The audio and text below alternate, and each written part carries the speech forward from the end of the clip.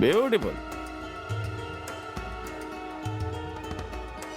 Very good भाभी, very good, beautiful. का कमाल लग रहा बनी। अरे बाल बाल, ई ई ई ई ई बाल, हाँ हाँ, ई ई ई, हाँ हाँ बस, हाँ हाँ हाँ हाँ हाँ, हाथ रखिए यहाँ पे, हाँ हाँ यहाँ, हम बताओ तो नहीं, यहाँ ना, यहाँ यहाँ यहाँ यहाँ, हाँ हाँ, परफेक्ट, ब्यूटीफुल भाभी, ब्यूटीफुल। अब एक आइडिया आई बा हमके। का? आप यहां बैठ जाइए, यहां पे ऐसे। भाभी ऐसा लगे कि चाहिए जैसे आप एक प्यासा नदी बनी। हाँ, कल जाए, आई ना, बैठी बैठी बैठी, पैर वैसे। भाभी ई थोड़ा, हाँ हाँ हाँ, अरे भाभी हाथ यहाँ यहाँ, ई भइल ना बात।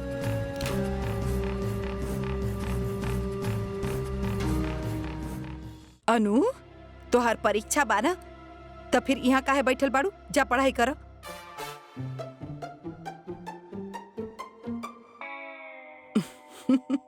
ई मोड़ी से पढ़ाई के अलावा कुछ भी करवाला। बिल्कुल सही कहलू अम्मा। तू तो टीवी के तमाशा देख, और बाहर जे तमाशा चल रहल बा सारा मोहल्ला देख रहल बा। हम भी देख ली, हम सब कुछ जाने ली, लेकिन वो तो आप लोगन के सर चढ़ावल बहू बा। हम तक कुछ ना कह सकित भैया। हाँ अम्मा, हम मना कैले रहनी ओकरा के, खाक मना कैले रहलू। कैसन सास पाड़ू तू? तो हर चुप रहे के नतीजा है ई सब। अम्मा कहली तो हम ओकरा के, अब ज्यादा बोली तो चिल्लाए लागेलू।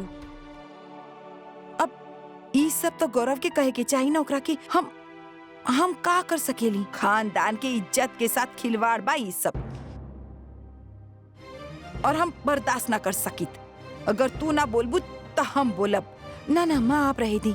जैसे गौरव आवत बा हम कहत बानी ओकरा से। का कमाल की ब्यूटी बा भाभी आपके, mind blowing. Now it's time for some hot pictures. हम बताओ तो नहीं का करे के चाहिए। बाल तो ठीक बा, का नया पोज।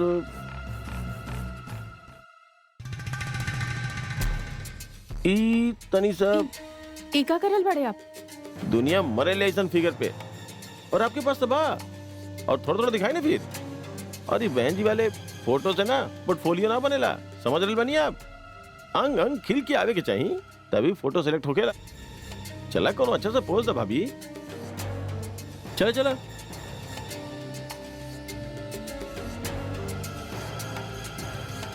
हाँ, ब्यूटीफुल ब्यूटीफुल भाभी,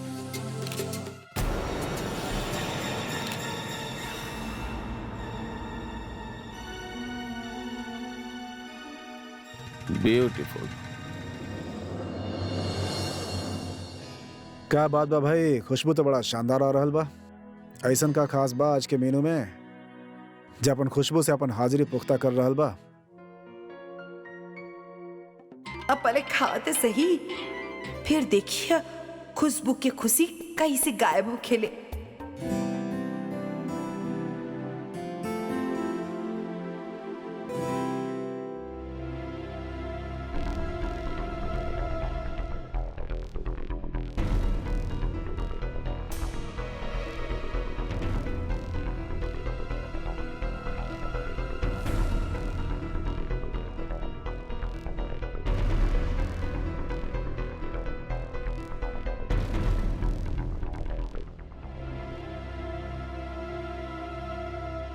कमाल बा भाई,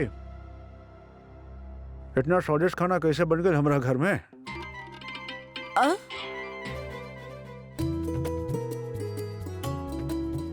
ये तो मेरिकल हो गई। के बनेलस? और ये सब्जी के बनेलस?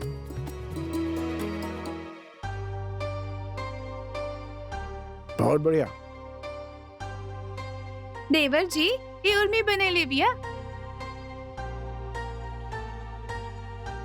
हाय शाबाश, वेरी गुड। क्या बात बा भाई, स्वाद तो बड़ा जायकेदार बा। कमाल के हुनर बा आपके हाथ में, जाने नहीं आप? हमारे होटल के कुक के इनसे सीखे के चाहे कुछ भेजा तानी ट्रेनिंग खातिर आपके उनके लगे। बहुत बढ़िया।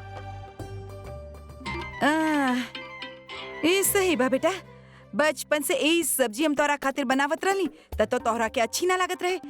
अब बहू के हाथ के इतना अच्छी लागत बा कि होटल के कुक के भी बनावे सिखावे चाहत पड़ा। बाप रे बाप, सही बा।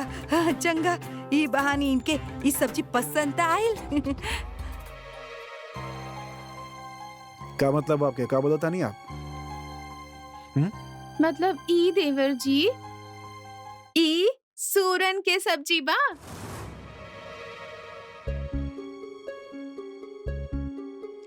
उर्मी सच का ले रहल कि आपके पता भी ना चली और आप उंगली चाटत रह जाइए। ई सूरन बा? हाँ ना ई सूरन कैसे हो सकेला? ई सूरन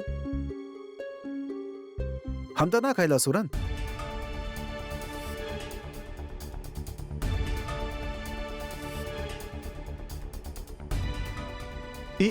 ओहे तो बेटा, हम बहू से ई बात कहले रानी, पर उ बनैलस और तोहरा के पसंद भी आ गइल। अब खाओ।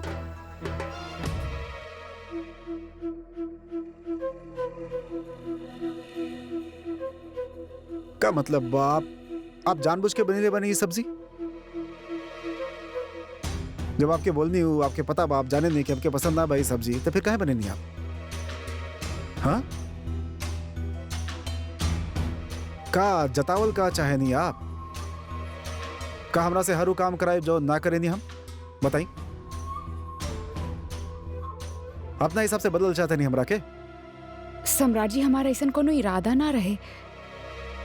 तो फिर का बात बा? लेकिन बेटा, ये सब्जी तोहरा के अच्छा तो लागल ना? अच्छा बुरा के बात ना हो रहा भैया पापा। और ये का बात बिल कल उठ के गधा के मांस बना दी है, कहती है खाते हम खा ले। कमाल बा भाई।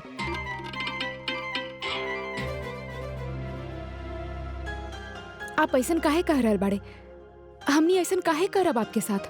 तो और का कहीं हम आपसे? कसीदा पढ़ी आपके तारीफ में, क्या आरती उतारी आपके, का करी बताई? अरे वो तो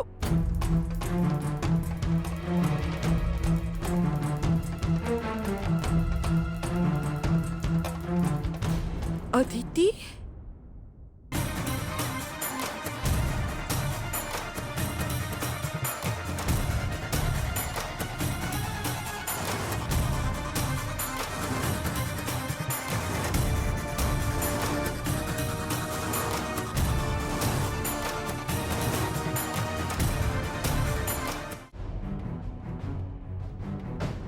दीदी,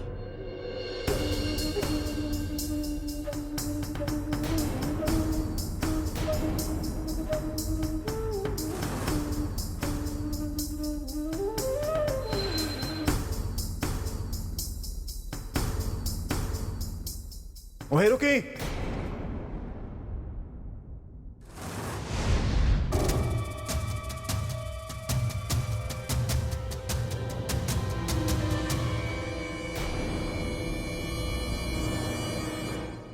खबरदार जे एक कदम आगे बढ़ी नहीं था।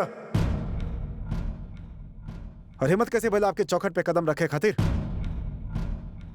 के बात हमारे यहाँ जो मुंह उठा के चले अलबाड़ू।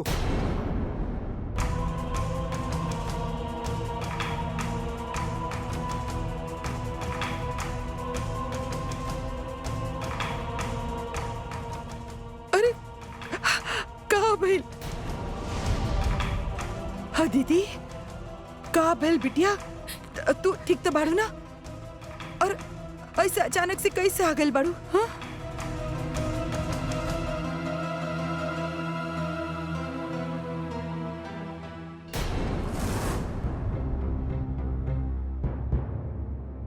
आप कहाँ? चली पीछे आई। हम दीदी से। ना ना जरूरत नहीं के मुंह लगाओगे, चली पीछे आई। सम्राट जी हम एक बार बात तक कर दी। यहाँ आई बोलनी ना। अदिति का भइल बतावा हमरा के।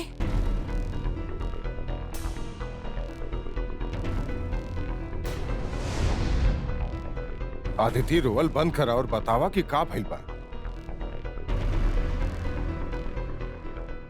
भइल का बा अदिति? तू रोवत काहे बाड़ू? अचानक से आवे के कारण का बा?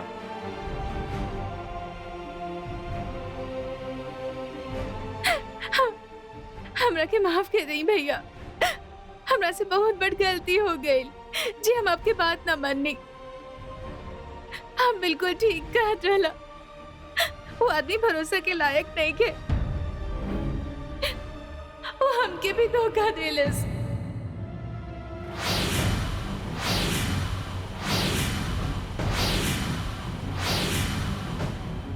धोखा? जेकर खातिर हम सारा दुनिया छोड़ देनी, वो हमरे ते साथ। छोड़ल दुनिया में वापस कहाँ आगे नहीं अब। खैरात ना बटाता यहाँ पर।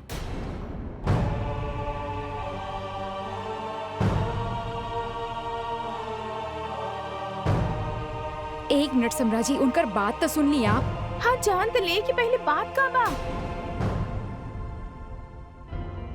और ए बिटिया का भइल, कैसन धोखा का कैलसू? हाँ ओके हो लड़की के चक्कर में पड़ गई ले माँ।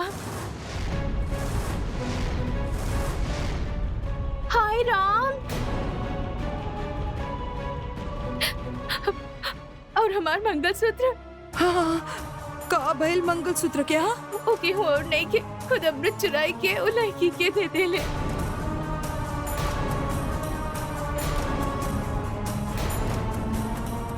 वो बहुत घटिया और धोखेबाज इंसान बाड़े माँ। वही के लायक बाड़ू तू।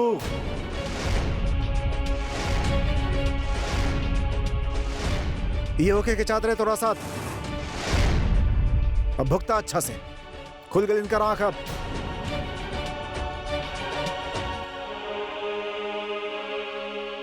तो घटिया और धोखेबाज आदमी खातिर हमनी के छोड़ के गेल रहनी, हमनी के लात मार के गेल रहनी, ये ओकर इनाम बा।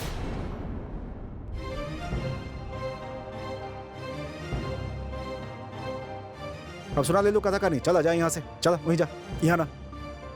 चला चला चल, ये हमरा दिखे कि ना चाहिए यहाँ एक मिनट खातिर भी। अरे बेटा सम्राट जी आप चुप करी। तो निकला बाहर, आउट, चलो। प्लीज हमरा के माफ कर दें भैया, प्लीज ऐसे मत करें। धर्मशाला नहीं खेई।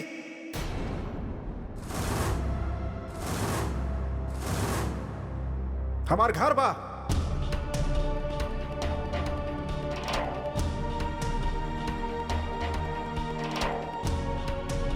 अब बहुत हो गल तुम्हारा नाटक। हाँ बहुत। चला निकला बाहर, जा। बोल दी ना, जा।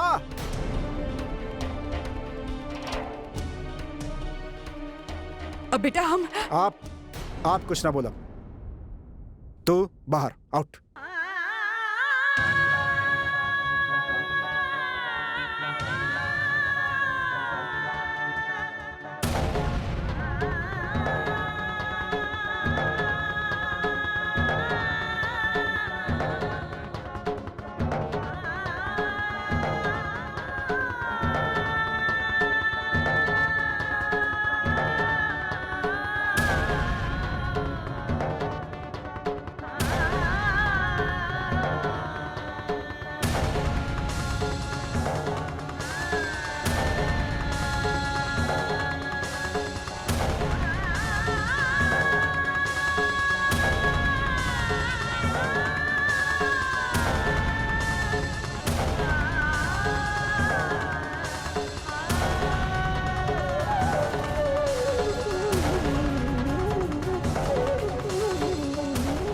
रुकी दीदी।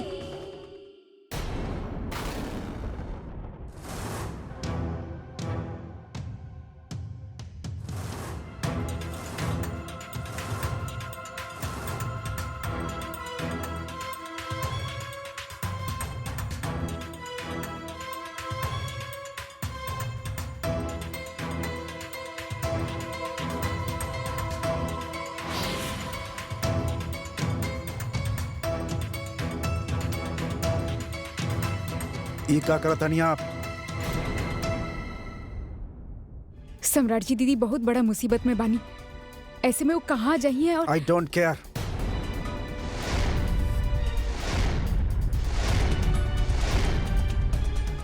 सम्राट जी प्लीज इतना कठोर मत बनिए आप।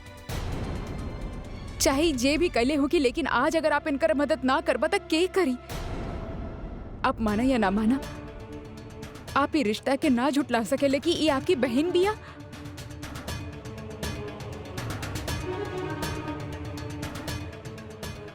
सम्राट जी, ऐसन हालत में अगर आप इनकर मदद ना करबा तो कल समाज आप पे ही उंगली उठाई। हाँ बेटा, उर्मी ठीक कहत बा। दया करा अपन बहन पे। हाँ अरे ऐसा लोग खातिर ना हमरा घर में जगह बा, ना हमरा दिल में दया बा। सुन ले सबके सब।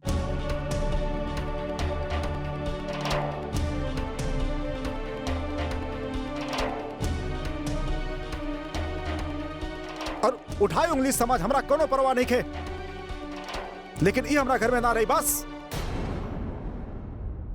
लेकिन ई घर इनकर भी बा सम्राट जी।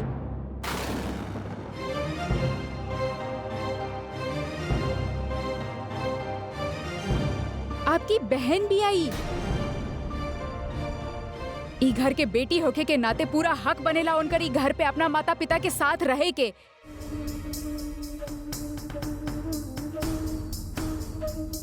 सम्राट जी, ई नाता सही सही, लेकिन प्लीज इनके यहाँ रहे। देखिए आप, ई वक्त गुस्सा से ना,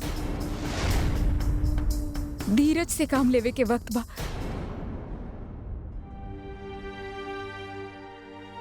दीदी बहुत बड़ा मुसीबत में बनी, और ऐसा मुसीबत भाड़ में गई इनकर मुसीबत।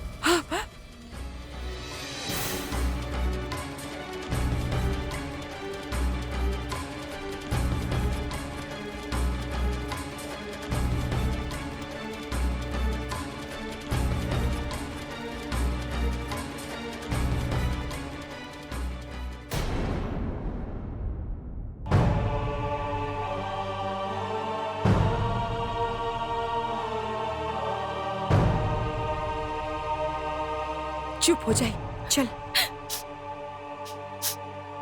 आई।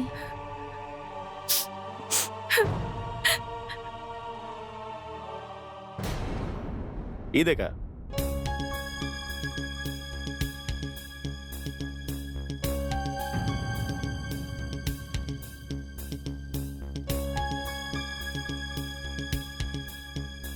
कैसे लागत बा आपकी हमार फोटो? भाभी आप औसम बनी, औसम। अरे अगर ये फोटो मार्केट में आ गई ना तो बवाल हो जाई, अरे धमाल हो जाई। ऐसे नहीं हो या काम पे आपके, ऐसे ऐसे। अरे कुछ फोटोग्राफ्स तो हम ईमेल भी कर देले बनी। सच्ची? फोटो खिंचवावे के शौक रहे, खिंचवा ले लूं। बस अब ऐसे आगे ना। आगे काहे ना? अगर अच्छा ऑफर मिले ले तो आगे बढ़े में का बुराई बा, है ना माक जी? ऑब्वियसली। पागलपन के बात मत करा तू। आप भी ना 100 साल पीछे के सोचेला। अरे का यार, हैं? फिर शुरू हो गई ना।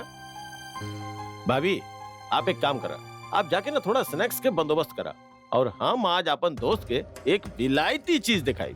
विलायती। और ये 100 साल आगे के सोच लागी है। हाँ? 1 मिनट में नहीं।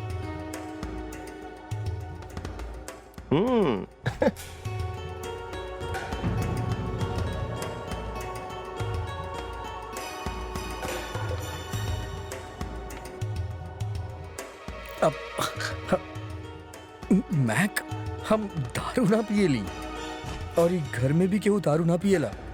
घर में शराब के नाम तक ना केहू लेवेला। बेटा ये शराब नहीं के, ये विदेशी गंगा जल बा। अरे एक बार पी के तो देखा, बहुत खास चीज बा यारी। अरे हाई प्रोफाइल के लोग सब करेले, एक बार पी के तो देखा। कब तक छोट बच्चा बनल रहा आप? हम आप लोगन खातिर कुछ नाश्ता लावत बानी अभी। हाँ।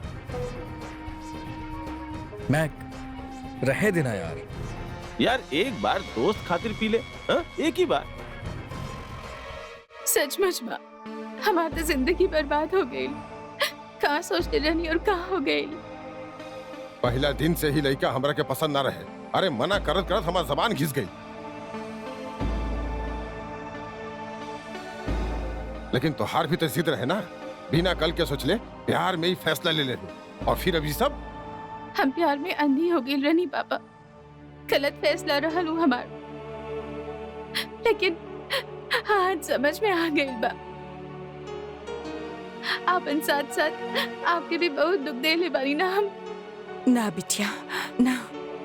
अब ये सब मत सोचाओ, ऐसी जिंदगी खत्म ना हो खेले।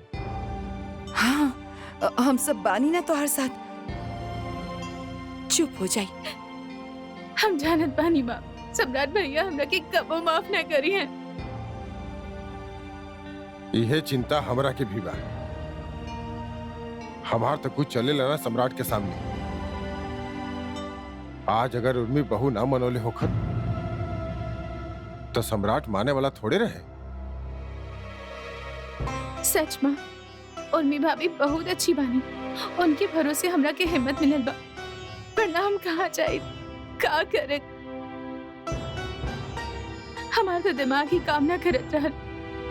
ओ दिन भी वही हमरा के बचेले रहनी, और आज भी उन्हीं के कारण हम यहाँ बानी। सच में एक उर्मी के ही हिम्मत होकेले सम्राट के सामने बोले के। बेचारी आपन खातिर ना, पर बाकी सबके खातिर लड़े के कोशिश जरूर करेली। माखन तू ना बहुत चालू बाड़े, बहुत चालू बाड़े। उ एकदम कमीना टाइप। आपन मक्खन जैसन चिकना चुपड़ा बात से हमार बीवी के बका ले लेना। ओकर का बा, अरे वो भारी बेवकूफ। यार तू ही कैसन बात कर रहा बड़ा। अरे सच्चाई तो कहा था नहीं ना, सच कहा था नहीं। देख वो तोरा साथे फोटो खिंचवैली, पता ना काका सपना देखा तारी, और तू ओकरा के और फसावा तारे। हाँ ओकरा जॉगिंग पे लेके जाता रे, ओकरा मॉडर्न बनाइबे। हाँ? और हम कुछ नहीं के, गुड फॉर नथिंग, एकदम बेकार। अरे ना यार तू। हमार बीवी के कमजोर नस पकड़ के अपन उल्लू के सीधा करे चलल बाड़े तू। ना यार चुप चुप चुप। तू नेकलेस दे ले, वो नेकलेस जे हम देवे वाला रहनी ओकरा के। हीरो बन गई ले ना हमरा के जीरो करके। दोस्त बोले ले, छुरा घोपे ले।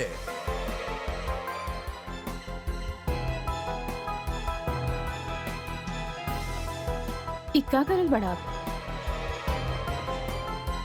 का कहा था नहीं? हाँ? तू का कर तारू? मैग जी करके ये मैग के रंग में रंग गई लू ना। आज शर्म सब घोल के पी गई लू।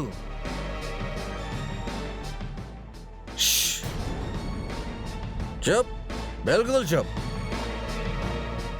ये मियाँ बीवी के मामला कुछ मत बोलिया, ना तो सारा हीरोगिरी ना ऐसे निकाल दे। ठीक बा? और तू बहुत उड़ा तारू। मैं आजकल तेरा खातिर सब कुछ हो गई बा ना? हाँ? का?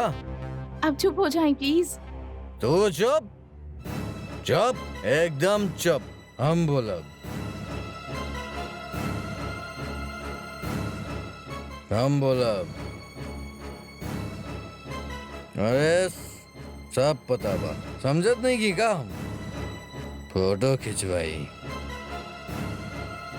बात करे, दिमाग नहीं के का? संभाला अपना आप के प्लीज। भाग।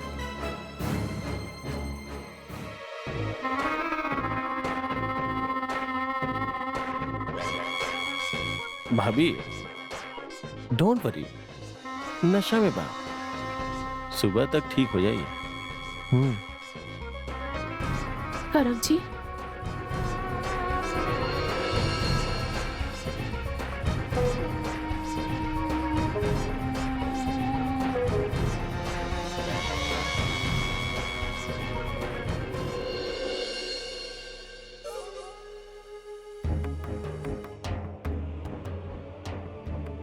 प्लीज हमरा के माफ कर दे भैया, प्लीज ऐसा मत करी। धर्मशाला नहीं खेई, ये हमरा घर में ना रही बस। लेकिन ई घर इनकर भी बा सम्राट जी। आपकी बहन भी आई। ई घर के बेटी होके के नाते पूरा हक बनेला उनकर ई घर पे अपना माता पिता के साथ रहे के। रुकी दीदी,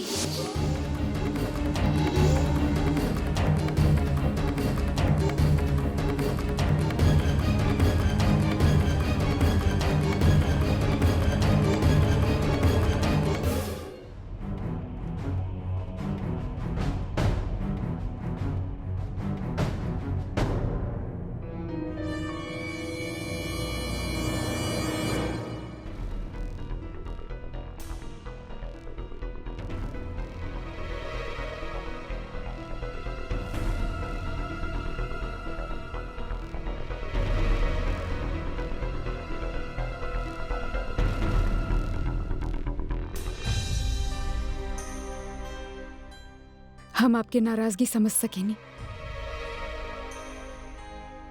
आप तो अपन बहन के भला ही चाहत रहले,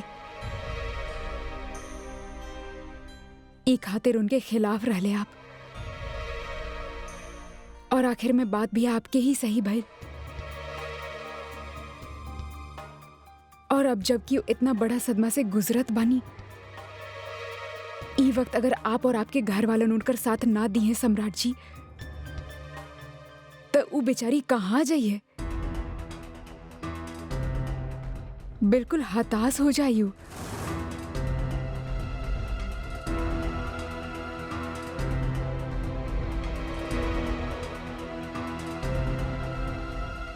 सम्राट जी, एक बार आप उनके मन के, उनके दुख के समझे के कोशिश करें कि उन पे का बीतत होगी।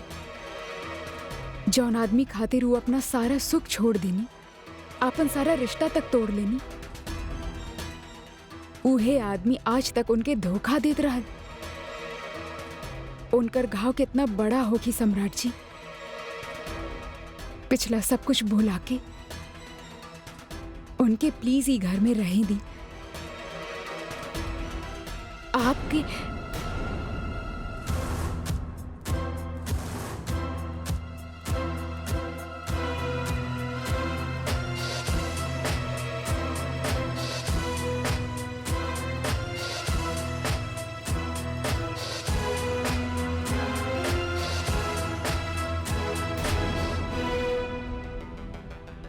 हमार बच्चा के माँ बने वाली बानी आप। हमार माँ बने की कोशिश मत करें, समझनी? आज सिर्फ आपके वजह से, सिर्फ आपके वजह से हम ओकरा के यहाँ रह देनी। लेकिन कल सवेरे ओकरा से कह दे कि अपन सामान बांधे और निकल जाए यहाँ से।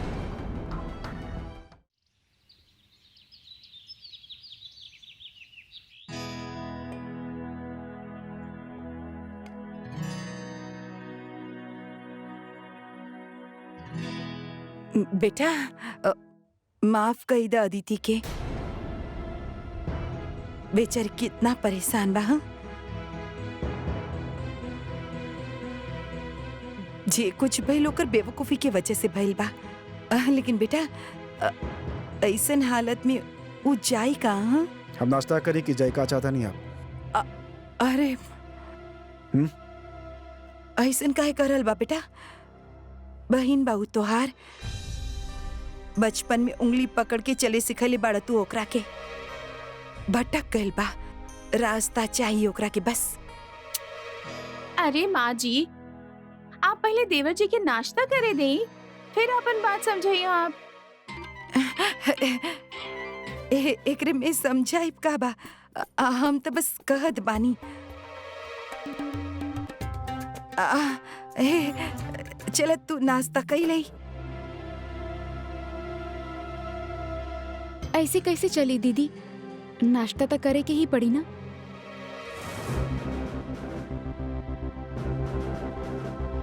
कल रात से आप कुछ खैले भी ना बाड़ू।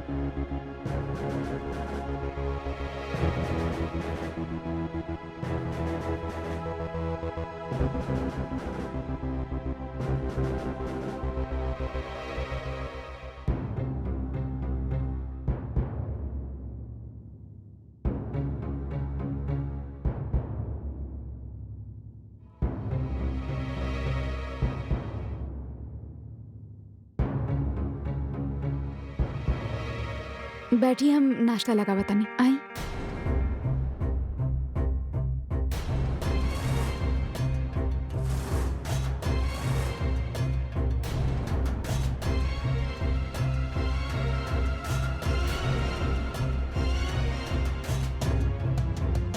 बेटा शांति से नाश्ता कर ले, चला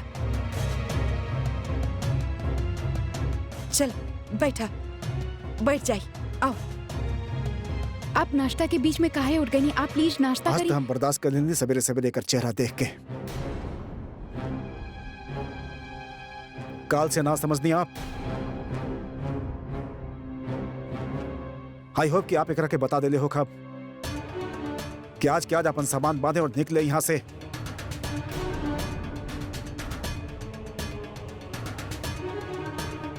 आउट ऑफ माई साइट। अरे सुना तो बेटा,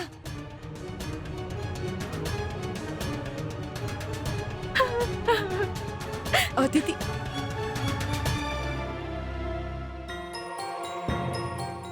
हे भगवान, हाय राम, कैसन अजीब मुसीबत में फंस गईली।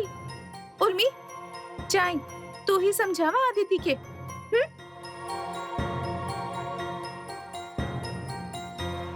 जाई।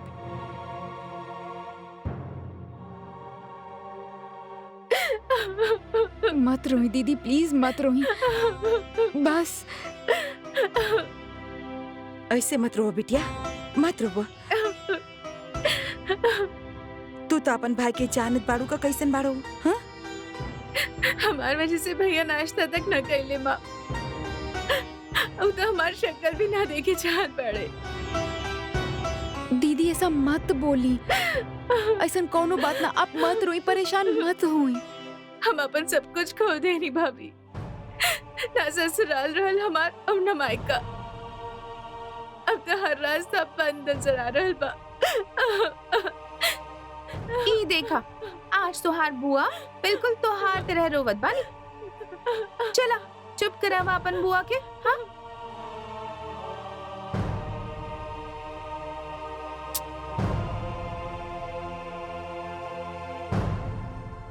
ऐसे मत रोई दीदी, सब ठीक हो जाई।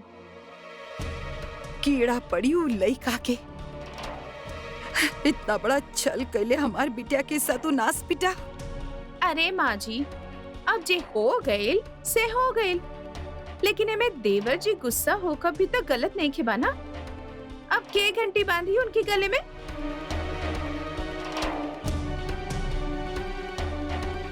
अब बहू, आजकल तो सम्राट बस तोहार ही सुनेला, तो तू ही समझावो ओकरा के। माँ जी, हम कोशिश करब। त्रिशा, एक मिनट। चल चुप हो जा। हेलो, हाँ त्रिशा बोला। अब उर्मी, तू बिजी थे ना बाड़ू ना? का बताई त्रिशा, अदिति दीदी घर वापस आ गई बानी, अपन पति और अपन ससुराल के छोड़ के। का करल बाड़ू? हाँ, कल से हमनी सब उहे में परेशान बानी। एक तो दीदी इतना दुखी बाड़ी, ऊपर से सम्राट जी नाराज बाड़े। पता ना दोनों की कैसे संभाली हम। अच्छा, सुना तू ई सब छोड़ा, तू बतावा तहार का हाल बा, सब ठीक बा ना? उर्मी तोके एगो जरूरी बात बतावे के रहल। बोला।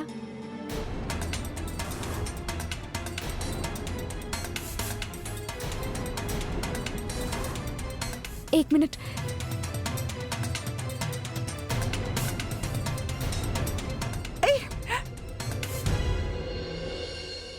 हे भगवान,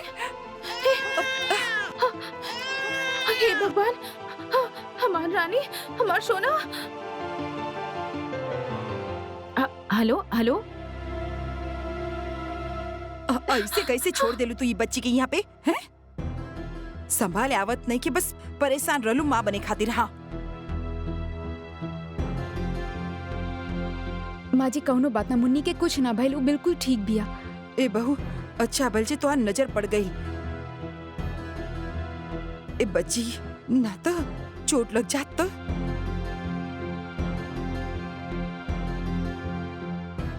हम फोन पे बात करत रहनी ना, हमार फोन होल्ड पे रहल, कहाँ गइल? ए इधर ही तो बात करत रहलू तू, यही पे पड़ल होखी। इरल भाभी,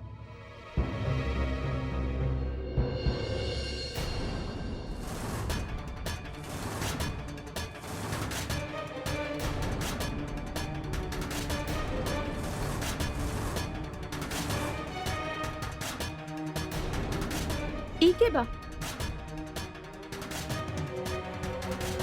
आप जाने लो एकरा के? हेलो, इहे तो लइके बिया जेकरे से हमने शादी करे वाला बाड़े।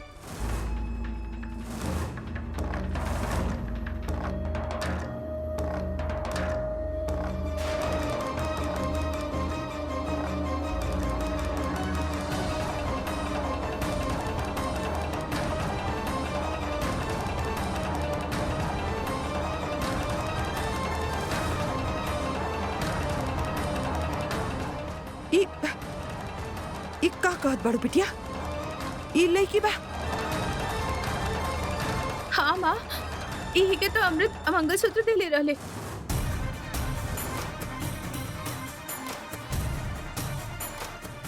अमृत हमरा के मंगलसूत्र देले और कहले कि वो हमारा इंतजार करी।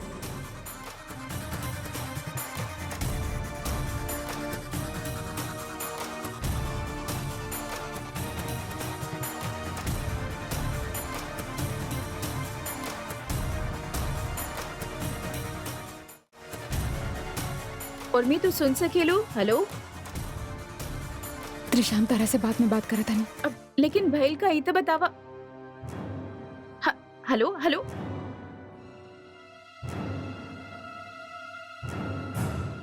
एकर मतलब कि त्रिशा की वजह से हमार बिटिया के घर उजड़े।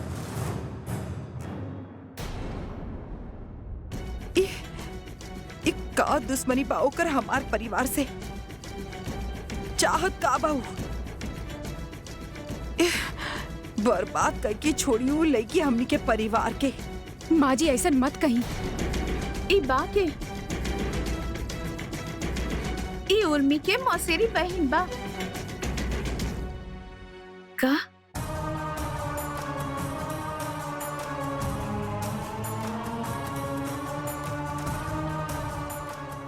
अजीब बात बा, जब त्रिशा के प्यार मोहब्बत करे के ही रहल तो सीधे जाए के नंजोई जी से कई बैठल।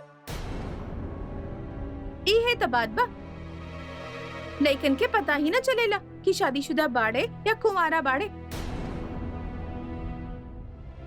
बेचारी त्रिशा धोखा खाए गई होगी। अरे धोखा ना भइलो करके, बल्कि राहु केतु की तरफ पीछे पड़ल बा हमार परिवार के। जानबूझ के करत बा ई सब। सम्राट सही कहेले हर मुसीबत के जड़ बा ई लड़की। ना माँ, जे कुछ भइल ई लड़की के कोनो गलती नहीं खे, बल्कि वही सामने आए के हमके अमृत की सारा सच्चाई बतैलस। अरे ना बेटा, तू बहुत भोली बाड़ू, तू ना जानत बाड़ू ओकरे के। और ऐसे मंगलसूत्र ना दे देले होखिए दामाजी ओकरा के, कुछ तक कैले होखी हूँ। माँ जी त्रिशा कुछ भी ना कैले बिया, वो हमके खुद ही लड़का के बारे में बताइले रहल। माँ जी ओकरा के कैसे पता होगी कि वो अदिति दीदी के हस्बैंड बाड़े? अरे चुप करा बहू, चुप करा। अरे वो तोहार बहन बात त तू ओकर करतूत पे पर्दा डलबू ही। शर्म ही ना आवे ओकरे के इतना घटिया हरकत करके।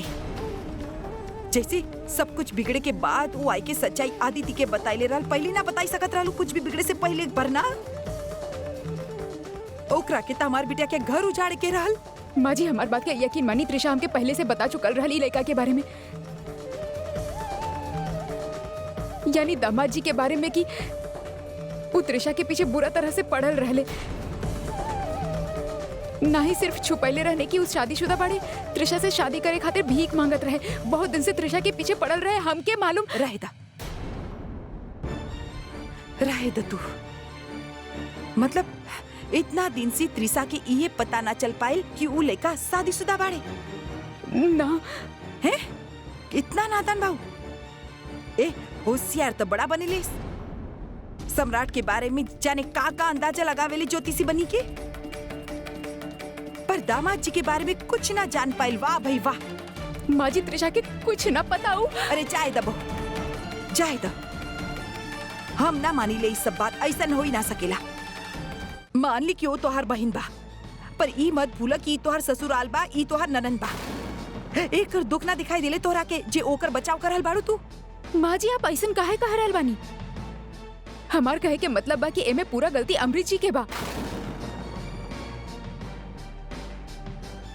वो दोनों लड़कियन के अंधेरा में रख के चुप करा, बस बस करा। जे कुछ भी भइल बा ओमे बराबर के गलती बा त्रिशा के। वो कहल चले ना, एक हाथ से ताली नहीं खे बचेला। त्रिशा जे भी कुछ कहले बा ना, हम ओकरा के कबो माफ न करब। हाँ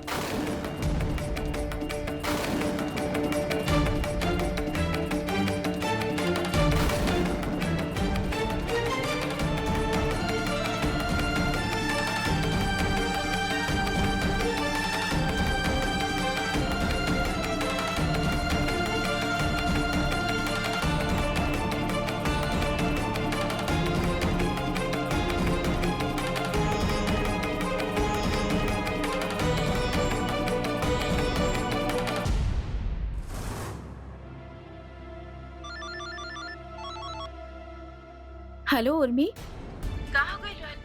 अचानक से फोन काहे काट देलू तू? सब ठीक बना वहाँ पे? तहरा साथ इतना बड़ा बात हो गई और तू हमरा के कुछ बताइलू भी ना। उर्मी क्या ये सब कैसे पता? त्रिशा जवाब दा, हम तहरा से बात करत बानी, तू हमरा कुछ बताइलू काहे ना? अब ओहे बतावे खातिर तो फोन के लिए रहनी तो के का बताई उर्मी, बहुत बड़ धोखेबाज निकलल वो आदमी। वो आदमी पहले से ही शादीशुदा बा।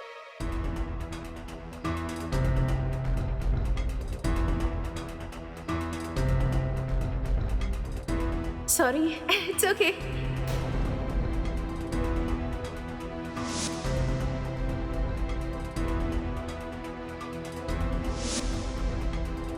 तोहार ना बा, लेकिन आज मार्केट में जेकरा साथ रहला ओकर बा। बहन ये हुआ हमार। तो मिलावा ना हमके अपन बहन से कबो। हाँ अभी वो चल गेल बिया अपन ससुराल पटना, तो जैसे ही आ जाए मिलवा दे।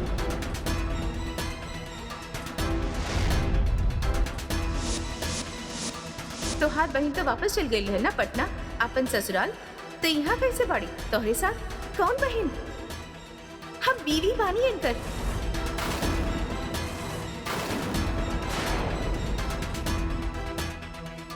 वो तो अच्छा भइल वक्त रहत सारा सच्चाई हमरे सामने आ गई।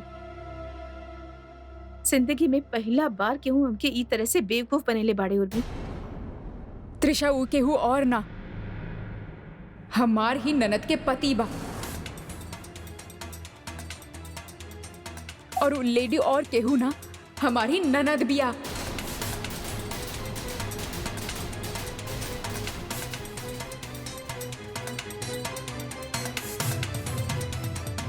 कहा कर रहल बाड़ू उर्मी तू? हाँ त्रिशा, और उ उहे समय ओकरा छोड़ के यहाँ आ गई जब उनके ई सारा बात पता चले। यही खातिर हम तो से बात भी ना कर पाई। अब तो सबके पता चल गई होगी ना क्यों ले कि हम ही बानी जेकरे पीछे अमृत पड़ल रहल। हाँ दीदी, माजी और भाभी के पता लग ही गई बा।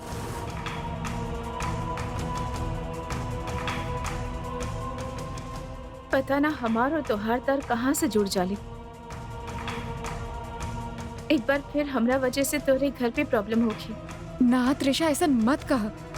तू खुद के दोष मत द। जे कुछ भी भइल एमे तहार गलती ना बा।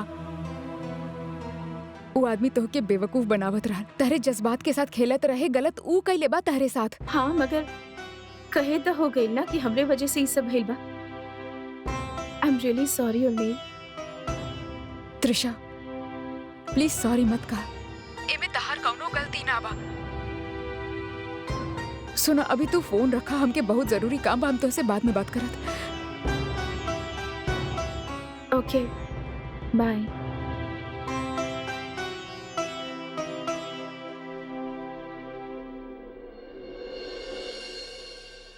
दीदी, हम त्रिशा से बात कईनी, ओकर कौनो गलती ना बा। वो हमरा के सब कुछ बतैलस। ओकरा त ई तक ना पता रहे कि ओकरा साथ इतना बड़ा धोखा हो रहल बा। वो खुद इतना दुखी बिया। आप तो ओकरा जिम्मेदार ना मानेलू ना? ना भाभी, बिल्कुल ना। वो तो जे रहल सामने लाई देले। गलती अमृत के ही बा। ए खातिर तो हम उनके छोड़ के यहाँ चलाइल बानी। सोच के अपना आप पे अफसोस हो रहल बा हमके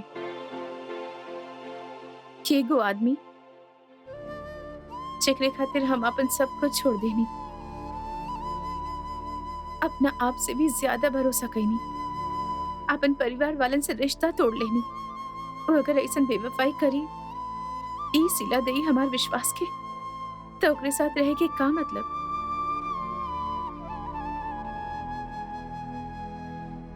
एक कमरा के घर में रखना समृद्ध हमके भाभी। छोट छोट से चीज खातिर तरसत रहनी हम, लेकिन हम कबो शिकायत ना कईनी। हमेशा प्यार के भरोसे जिंदगी जिए के फैसला कईनी। कबो साथ ना छोड़े के कसम खाईनी। ओकरे बाद अगर वो हमरा के धोखा दी, बेवफाई करी, ये हम कबो बर्दाश्त ना करब। आप बिल्कुल ठीक कह रहल बानी दीदी। जब विश्वास ही ना रही तो रिश्ता कैसे रह सकेला?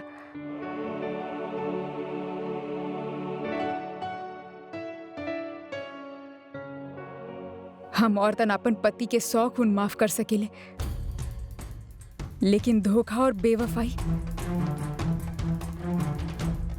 हम कबो बर्दाश्त ना कर सकेले, कबो भी ना।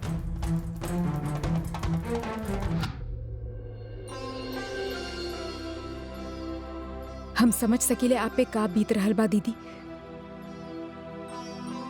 पर आप फिक्र मत करी, सब ठीक हो जाए। भगवान के थैंक्स करी। अच्छा भाई, समय रहते आपके उनकर सारा असलियत पता चल गई। आप जैसन पत्नी के साथ छल करके वो का खोले बाड़े, वो आज ना समझिए, लेकिन समय हर सवाल के जवाब देवेला।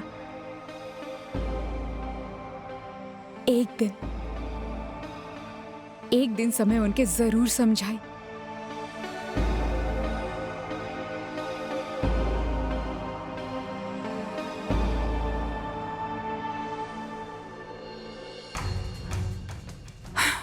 बेटा,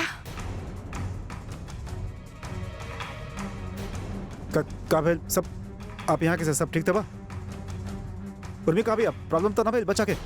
ना ना, तो तू घबरा मत बेटा, सब ठीक बा। उर्मी घर पे बा और चच्चा बच्चा दोनों सही बाड़े हैं। फिर आप यहाँ का पानी पीटे आयल बारी? जाए घर जाए, उर्मी के ख्याल रखी, जरूरत होगी ओकरा के। यहाँ टाइम वेस्ट मत करिए हमार, चलिए जाए। बेटा, आदिति के बारे में तो से बात करे आयल बानी, बात बहुत जरूरी बा।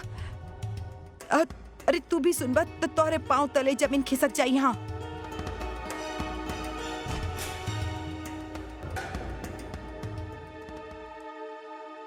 हमके अदिति के बारे में कोनो बात ना करे के बा, समझनी आप? और अपनी भूकंप लेके घरे जाई। हमके ना खिसकावे के बा कोनो जमीन, भूकंप आ जाए। ये हम सिर्फ काम करे आइला, कोनो फालतू के बात ना सुने के बा हमरा के। शाम के घरे आप तब बता देम ना, मुंह में बात भर लेनी, दौड़ो दौड़ो चलिए नहीं, जाए घरे जाए जाए। एक छोट मोट बात होकर तो हम यहाँ ना आए। बात बहुत जरूरी बा।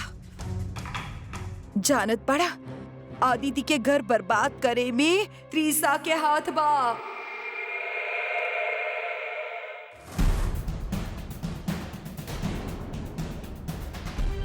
का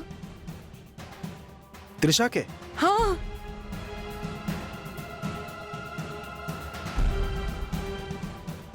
देखो नौकर हाथ कैसे हो सके में।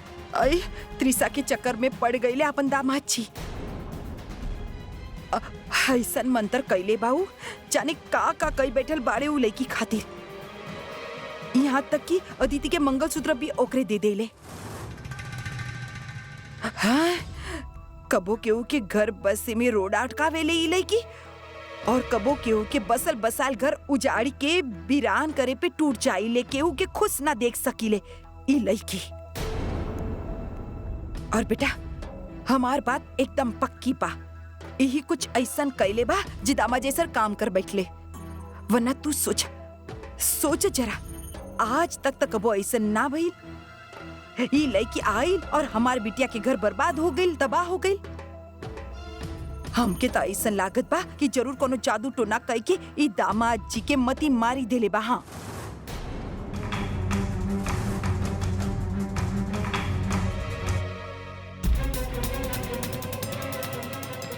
चलिए हमारा साथ। कहाँ? आई अब ई लें, नींबू पानी पी लें, थोड़ा आराम मिली। गौरव, अपन दोस्त के चक्कर में अपन मर्यादा न तोड़ा। काहे तू कल शराब पीला ओकर साथ? अरे उत्तम मुंबईया बा, मगर तोहके झांसी में रहे के बाकी ना। कही दे ओकरे से साफ साफ, रहे के बात रहे, लेकिन ना ही तोहरा के बिगाड़े और ना ही घर के मर्यादा भंग करे। हाँ दादी, गलती हो गई, माफ कर देना। आइंदा ऐसन गलती ना हुई।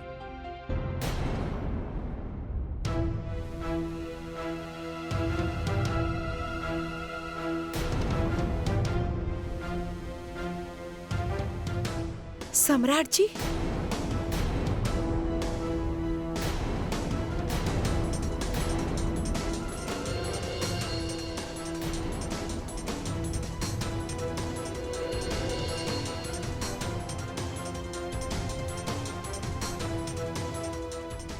नमस्ते।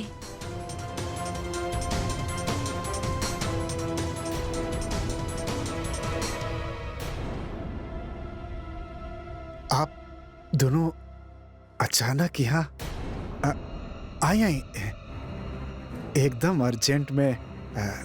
सब ठीक बा ना? हाँ, सब ठीक बा ना? हाय जीजू, हाउ आर यू? अब बेटा बैठा। उर्मी तो ठीक बा ना? अपन बेटी के अलावा दूसर के भी चिंता कर लेहल करी दादी जी।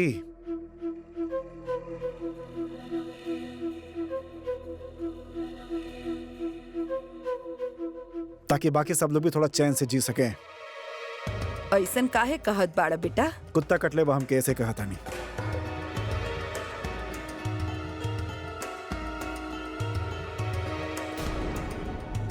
अरे ऐसन काहे कहा ताड़ा बेटा? हाँ, अब पहले अंदर आवा। आई, अब बैठ के बात कर जाई ना। हाँ, आइए ना। बुआ जी आई ना, बैठी। आई।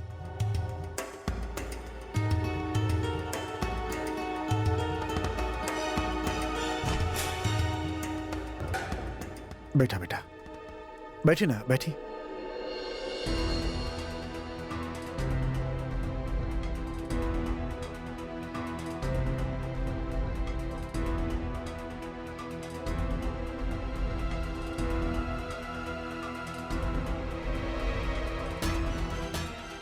का हो गल सम्राट जी? उर्मी से फिर कोनो गलती हो गई का?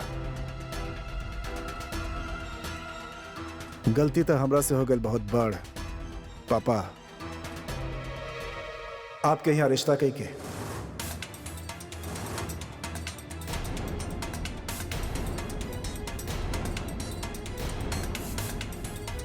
सच में रश्मि, तू तू तो हमके फसाई देलू।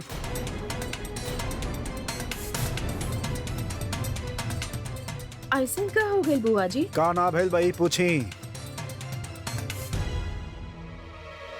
आपके त्रिशा का चाहताड़ी हो हमरा के बता दियो प्लीज।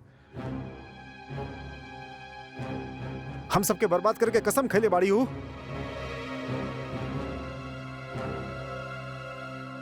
हमरा के परेशान करके जीना भरल हमार बहन तक पहुंच गए लू। का? हर जगह घुसे ले गंद मचावे लू।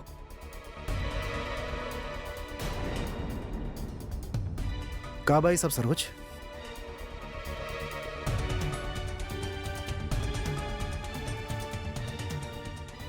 पर का कैली बात रिसा? हाय, हमरा के तो बोलत शर्म आवेले। हमार बिटिया के पति के प्यार के जाल में फंसाई ले पाऊ।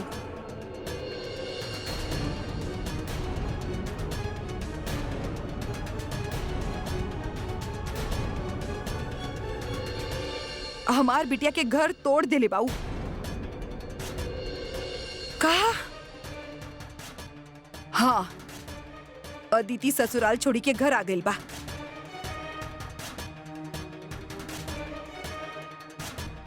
ई कैसे हो सकेला? अरे तक हमका झूठ बोलत पानी, और वो भी ऐसन घटिया झूठ। बाकी बुआ जी। गौरव, तू चुप रहा। समधन जी, ये आप का कहता नहीं? हम सही कहत बानी। हमार बिटिया के छोड़ी के दामाद जी उ लड़की से शादी करे खातिर ठान ले बाड़े।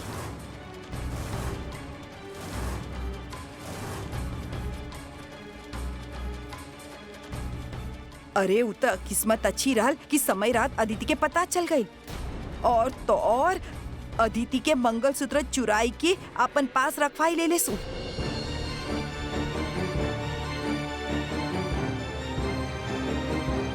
हमार बिटिया के सुहागन के हक छीने खातिर। ना ना ना, ऐसे ना हो सकेले। अरे वाह, आपके भांजे भी आता 100 खून माफ बा, कुछ भी गलत ना कर सकेला। वो बात करे नहीं आप। हमरा के उजाड़ के चल गई, आप कहता नहीं हो ही ना सकेला। हमार बहन अपन घर छोड़ के मायके में बैठल भी। पापा होकर शादीशुदा जिंदगी बर्बाद हो गई, आप कहता नहीं ऐसा हो ना सकेला। ऐसा ना भेल तक कैसे हो गई साहब? के बा जिम्मेदार एकरा पीछे बताई हमके। अरे पर भैल का बा सम्राट, हमरा के तो कुछ समझ में ही ना आवत बा। जाई पूछी त्रिशा से, बताए वो सब कुछ आपके। पुलिस ट्रेनिंग के आड़ में मैडम प्यार के खेल खेलत रहनी इतना दिन से। ई हो खतरा है। वो भी एगो शादीशुदा हमार बहनों के साथ। बतावा यार, का दिमाग देखा लड़की के? दिमाग देखा का? दिमाग खेलस का? खेल खेलस यार। वो कहां से? अरे आज तक ते इतना जाति सहत आयल बानी हम ओकर, अब ना। लेकिन अब हम अपन बिटिया के घर बर्बाद होकर ना देख पाई। हाँ, बोले देत हई। सवाल ही ना उठेला समधन जी, सवाल ही ना उठेला। और त्रिशा की ये गलती हम भी बर्दाश्त ना करब। त्रिशा ये सब जानबूझ के ना कैले होखी। ई बात हम सरतिया कह सकेनी। देखिए ऐसन बा बुआ जी, वो लड़की के समझल ओकर मंशा के भापल आपके बस के बात नहीं खे। ठीक बा? वो लड़की जितना जमीन के ऊपर भी है उतना जमीन के नीचे भी, याद रखा। और आप सब ना जाने नहीं ओकरा के, हम पहचानी ला।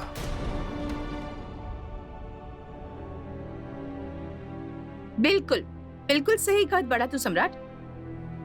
वो लड़की तो हमनी के ऐसे ही बनावत रहेली, असल में बहुत चालू लड़की बिया। सम्राट बेटा, देखा बेटा, आप लोग परेशान मत होगी। हम ओकरा से बात करब। आप सब लोगन से माफी मांगे।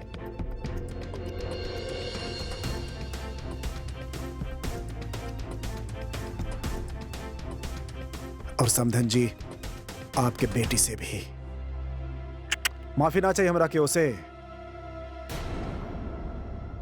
इतना बड़ गलती के बाद हम ओकरा से माफी के खरात मांगे ना आइल बानी।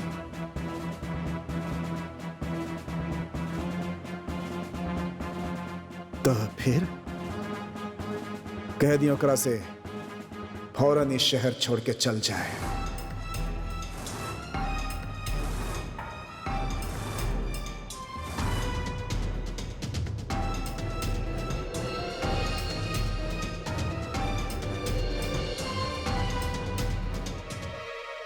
ई का कहत बाड़ दामाद जी? सम्राट जी यहाँ नौकरी बा ओकर, ट्रेनिंग चलत बा ओकर। बेचारी त्रिसा बहुत मेहनत से पहुंचल बा यहाँ तक। हाँ आई डोंट केयर जहां तक पहुंचल बिया, कैसे पहुंचल बिया, हमसे कोनो मतलब नहीं है। माफ करी समधन जी, ओकर नौकरी हमरा बिटिया की जिंदगी से ज्यादा जरूरी नहीं खे। और एक बात याद रख पापा, अगर हमार बच्चा उर्मी के कोख में ना हो खतना, ते रिश्ता तोड़ चुकल होती, यहाँ तक कहते भी ना आपसे बात करे खातिर।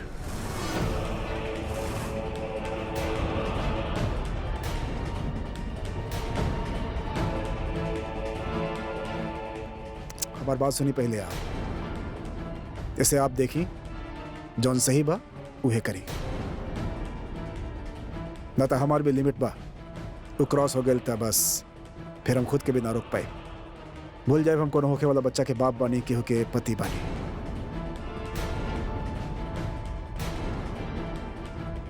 सिर्फ इतना याद रखा कि दुखी बहन के भाई बने।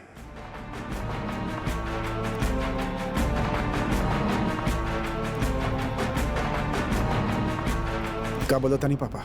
ना ना बेटा, ऐसन कहे कि कोनो जरूरत नहीं है। अब आप जैसन चाह वैसने होखी। त्रिशा आप सब लोगों से माफी मांगी ही, साथ ही नौकरी शहर सब ओकरा के छोड़े के होखी।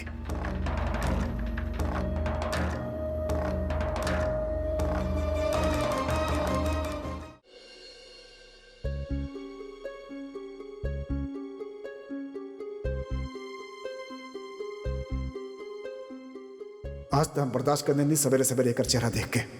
आई होप आप एकरा के सब बता देले हो खब कि आज के आज अपन सामान बांधे और निकले यहाँ से।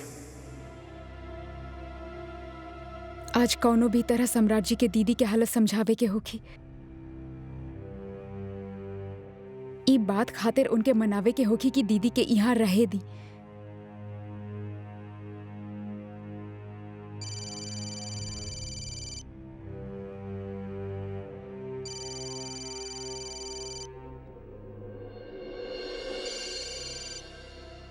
उर्मी बेटा। हाँ मम्मी बोला। त्रिसा और तोहर ननन के बीच कुछ भइल बा का? फिर से काहे बवाल मचत बा त्रिसा की वजह से? तोहर कोनो बात भइल त्रिसा के साथ? हाँ मम्मी, लेकिन तहरा के कैसे पता? सम्राट जी और समधन जी आयल रहले घर पे, बहुत गुस्सा में रहले, बहुत कुछ सुना के गईले हमनी के। का घर आयल रहले? पर काहे खातिर? का कहले हो?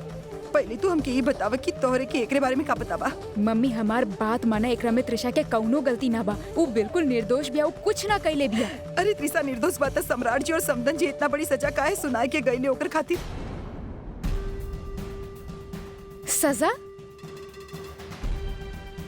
कैसन सजा? कह दिया ओकरा से कि फौरन इस शहर छोड़ के चल जाए। सम्राट जी हाँ नौकरी बा ओकर, ट्रेनिंग चलत बा ओकर। ओकर नौकरी हमरा बिटिया की जिंदगी से ज्यादा जरूरी नहीं खे। त्रिशा आप सब लोगों से माफी मांगी ही, और ओकरा के इस शहर और नौकरी सब छोड़े के होगी। ना मम्मी, एकरा में त्रिशा के कौनो गलती ना बा। हमार दिल भी ये कहत रहल त्रिशा ऐसन गलती कही ही नहीं सकेले। पर बेटा हालात बहुत खराब हो गए बा, हमार तो जी घबरात बाड़े। अब त्रिशा बेचारी का करी?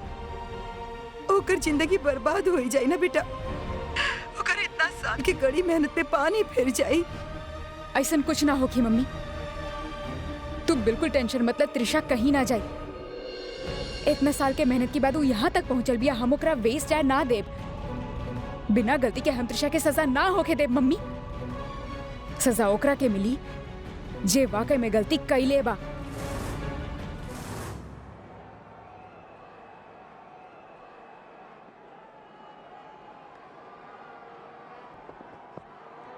अरे यार हार गेल इंडिया यार। आखिरी बॉल अब गई गेम हाथ से। अरे बंद कर यार एकरा के, मूड ऑफ हो गई। क्रिकेट देखल यानी वेस्टिंग ऑफ टाइम। यार अमृत, वैसे भाभी कहाँ बड़ी? अरे चल गेल यार वो हमरा से रिश्ता तोड़ के। का कहता रे यार तू? भाभी घर छोड़ के चल गई ली? ओ नो, कब यार और काहे? कहूँ तू भाभी के साथ झगड़ा तो न कैले ना? अरे यार यहाँ इंडिया मैच हार गई, तोरा के हमारी बीवी के पड़ल बा। यहाँ मुद्दा इंटरनेशनल बा और तू घरेलू में ही उलझल बाड़े। यार तू बहुत अजीब किस्म के इंसान बाड़े। साचो में तू बहुत बड़ वाला बाड़े।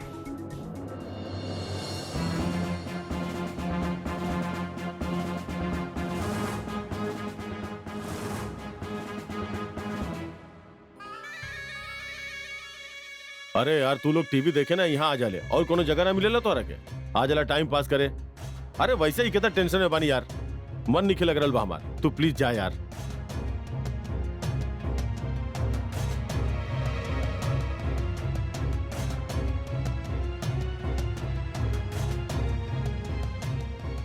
भैया आप हमरा बुला ले होती। सोचले तो ना रहनी कभी तो हर चौखट पर कदम भी रखा।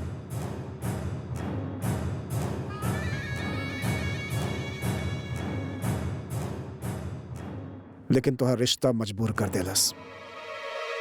भैया हमरा से बहुत बड़ गलती हो गई, हमरा के माफ कर दें। हमार यकीन मानी हम अदिति के धोखा ना दिहल चाहत रहनी। हम तो लेखी से बदला लिहल चाहत रहनी, यही से बस ऐसा सब कहीं नहीं। उस सरेआम हमरा के थप्पड़ मरले रहे भैया। यही खातिर सबक सिखावे खातिर हम ड्रामा कहनी, ताकि ओकर हेकड़ी ओकर अकड़ सब निकल जाए। बस यही खातिर हम कसम खा के कहते नहीं भैया, आप चाहे तो हमरा के 4 थप्पड़ मारली मंजूर बा, लेकिन हम अदिति के धोखा देवे के सपना में भी ना सोच सकिले। हम बस त्रिशा से बदला लेवे के रहे बस।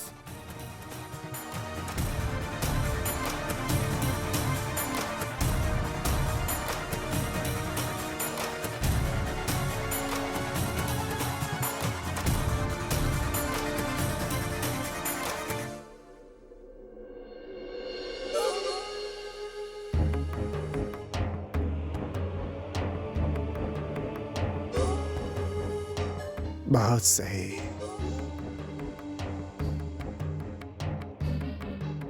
मन जीत लेला तू हमार। जीप ये आप का कहता नहीं? कहा नायाब तरीका निकलने वाला लड़की के मजा चखावे खातिर। ब्रिलियंट। I am impressed. भैया सच में वो लड़की के थप्पड़ हमारे के बहुत बुरा लागल रहे। हमार तो मन करे कि ओकर चेहरा पे तेजाब फेंक दे, लेकिन फिर सोचने ऐसा करब तो हम ही फंस जाए, सजा हो जाए। हम ओकर शरीर पे ना बल्कि ओकर आत्मा पे चोट कर चाहत रहनी। बस यही खातिर इतना बड़ा ड्रामा कहनी, रिस्क लेनी। अब हमार फैमिली। अरे यार कुछ नहीं है, बहुत बढ़िया काम के लिए बाड़ा तू। अरे गेट वेट मन में मतलब ऐसा लेके के साथ ऐसा नहीं होके के चाहे। भैया आप खड़ा काहे बनी, बैठी ना।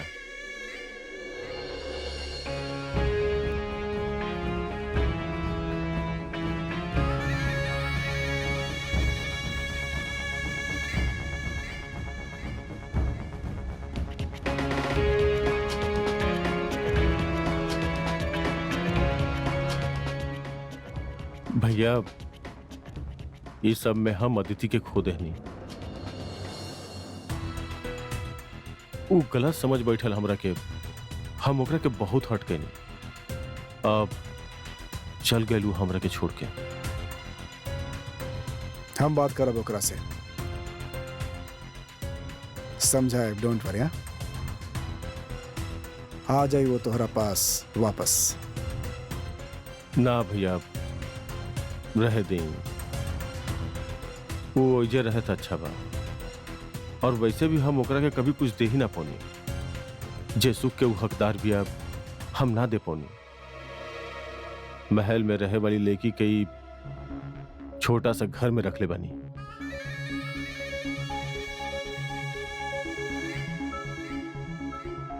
हम ओकर लायक ही नहीं की भैया, बल्कि हम तो कोनो लायक नहीं की। निकम्मा बानी, नकारा बानी। तो कौन लायक बाड़ा हम जानो जाने। अरे अदिति, अब कब तक वही सोच में डूबल रहबू? जे होके के रहल सो हो गइल। खुद के तकलीफ देले से कुछ होके वाला बाका नहीं के ना। ई खातिर तू सोचा बंद कर दे। हम तो कहत बानी कि अच्छा अच्छा गाना सुना, मस्त मस्त पिक्चर देखा, सब ठीक हो जाए। का ठीक हो जाए भाभी? अगर हमरा के ई घर में पनाह ना मिलल तो? अरे ऐसे थोड़े बा, परेशान काहे बाड़ू?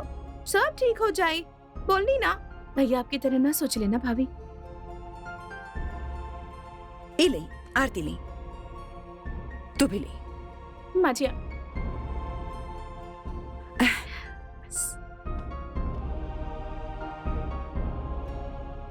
ऐसे दुखी मत होगी बिटिया, भगवान सब अच्छा करी हैं। और फिर हम सब बानी ना तोहार खातिर, तू टेंशन काहे ले लेत बाड़ू? हाँ? उ लड़की इतना बड़ा धोखा देके गइल बा तोहरा के, हैं? तो छोड़ अब ना हम ओकरा के।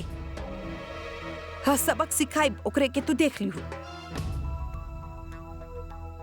सम्राट भले ही तोहरे से नाराज बा, बहिन बाड़ू तू ओकर, तोहरे के ऐसे तकलीफ में ना रह देयू।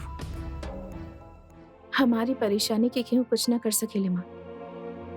हमारे साथ जे होके के रहल वो तो हो गई।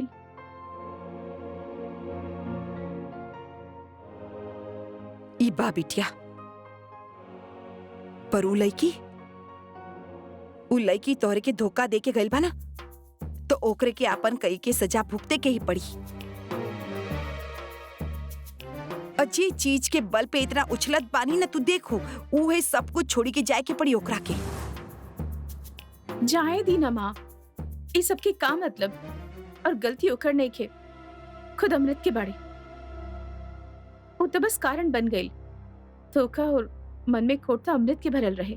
अरे ना बिटिया, तू जानत ना उ लड़की के बहुत चालू और दिमागदार बा त्रिसा।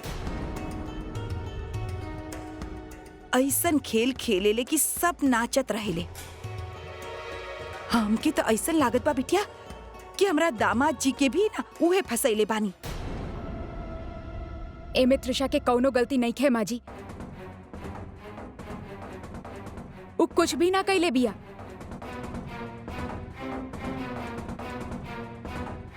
माँ जी, आप सारा दोष त्रिशा के काहे देत बाड़ू, जबकि आप अच्छा तरह से जानत बाड़ू कि जे कुछ भी भइल बा ओ में दुखी बेचारी ऊ भी बिया। धोखा दा ओकरा साथ भी भइल ना। तू रहे दे बहू, कब तक पीतल की सोना बनावत रहबू? जे चीज जैसन होखेले ना वैसन ही रही।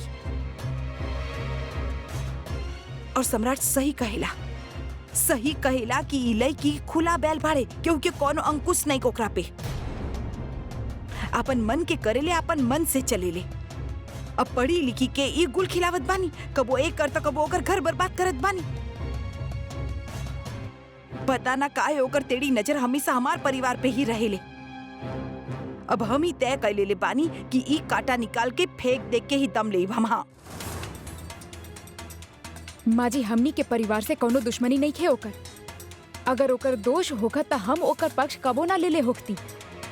लेकिन माँ जी, हम जानत बानी कि उ निर्दोष बिया, उ कुछ ना कैले बिया। हाँ माँ जी, त्रिशा ऐसा लड़की नहीं खे, वो बहुत अच्छी लड़की बिया। आप लोग ओकरा पे ऐसा अन्याय मत करी माँ जी। बिना वजह के ओकरा के सजा मत दी, और ना ही ओकरा के गलत चीज खातिर जिम्मेदार ठहराई। जे गलती वो कैले ही ना बिया माँ जी, ओकरा खातिर ओकर अपना करियर छोड़े खातिर कहब ई त गलत बा ना। मतलब वो जे कुछ भी कैले सु सही बाड़े हैं माँ जी। हम बस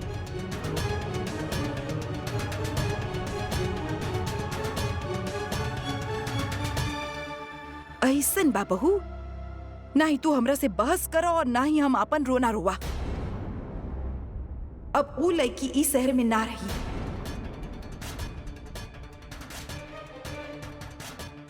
ये हम तय कर ले बानी और सम्राट भी फैसला सुनाई देले बानी, समझ लू तू? माँ जी हमारी बात तो सुनिए आप। बस चुप।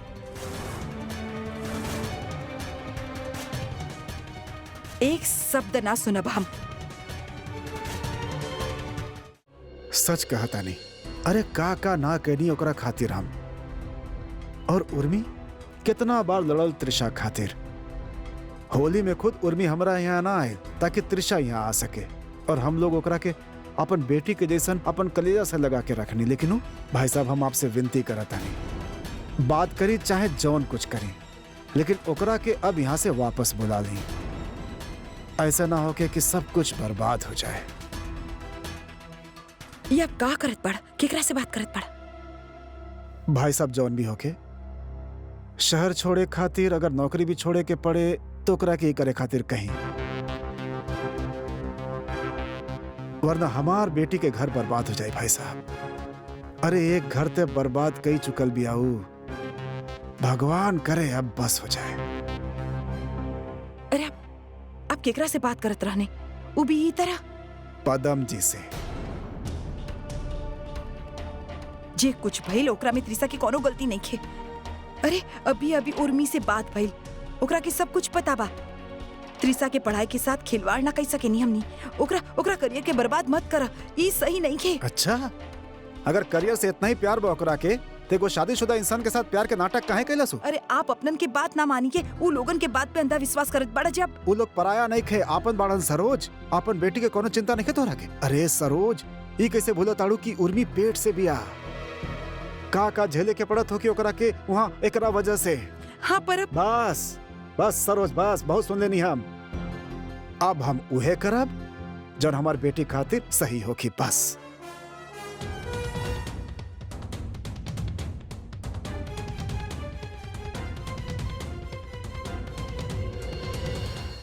अच्छा ठीक बा पंडित जी, तो आप अदिति के दूसर कुंडली बनवाई ली हैं। हाँ ठीक बा।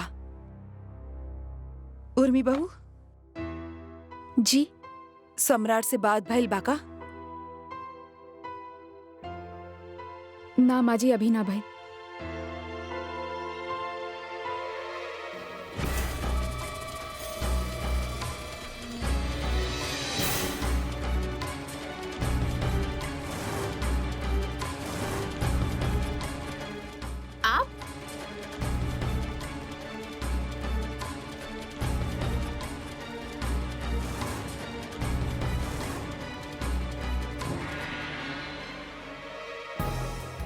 आप यहाँ का करत बड़ा? इतना घटिया हरकत करे के बाद हिम्मत कैसे भइल आपके यहाँ आवे के? कैसन बेशर्म और गिरल इंसान बड़ा ना आप। चल जाए यहाँ से।